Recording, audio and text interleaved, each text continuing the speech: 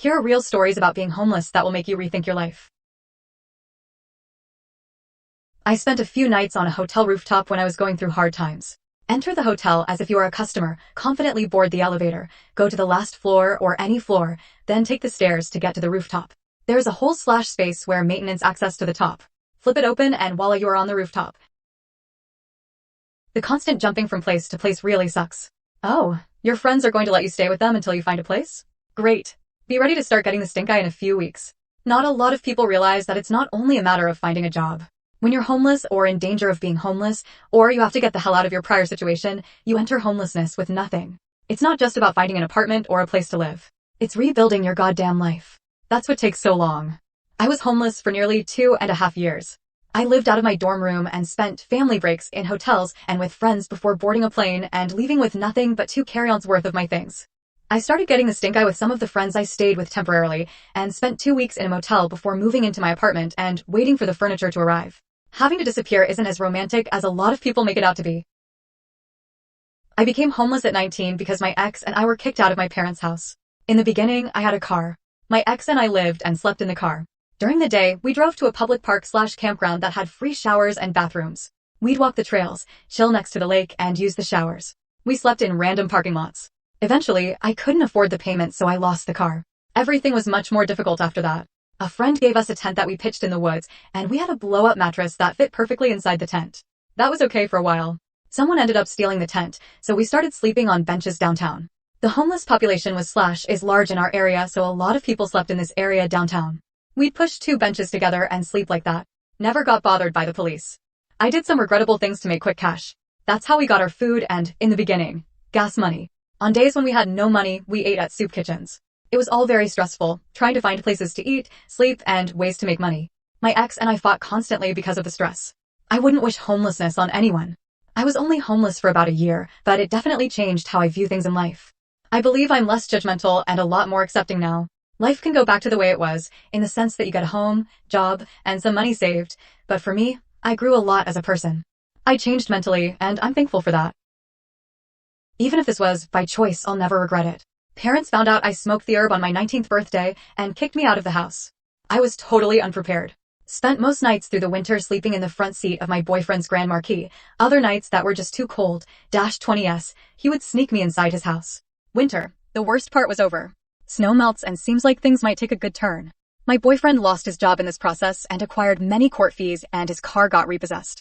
Most of the time we slept in the slightly abandoned train cars in town and packed up and carried everything with us everywhere we went. I did have a bike until someone threw it in front of a car. At least I had my boyfriend by my side who refused to leave me out alone. At this point, I finally acquired a job making sandwiches.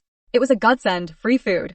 We eventually convinced a friend and his mom to let us sleep on his living room floor. In exchange, we would babysit his brothers and otherwise protect the house from another break-in.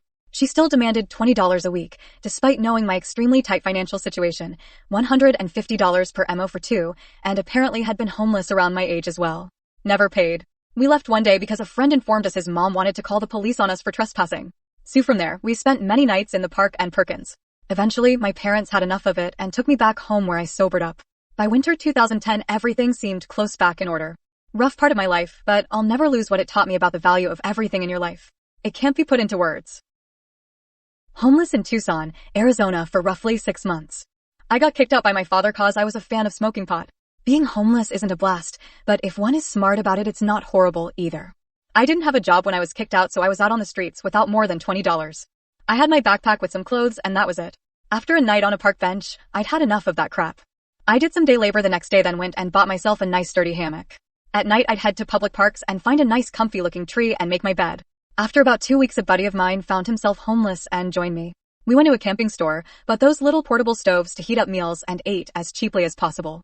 We stacked as much cash as we could, but it still took us about 5 months to save up enough for an apartment.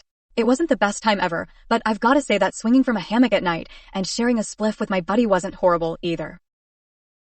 You have no escape from heat or cold. You can duck into businesses or libraries, but you'll eventually be asked to leave, or the dirty looks or comments will make you want to. You end up out of your mind with somehow both boredom and exhaustion.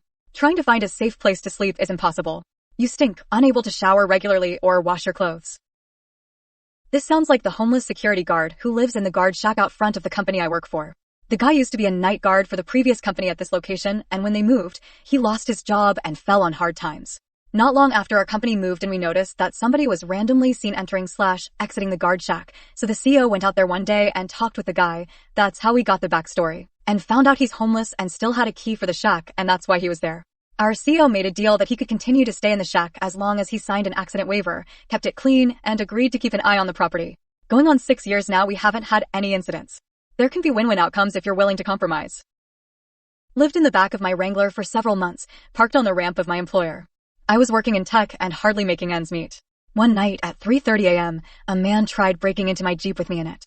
I knew it was time to move on, as difficult as that was.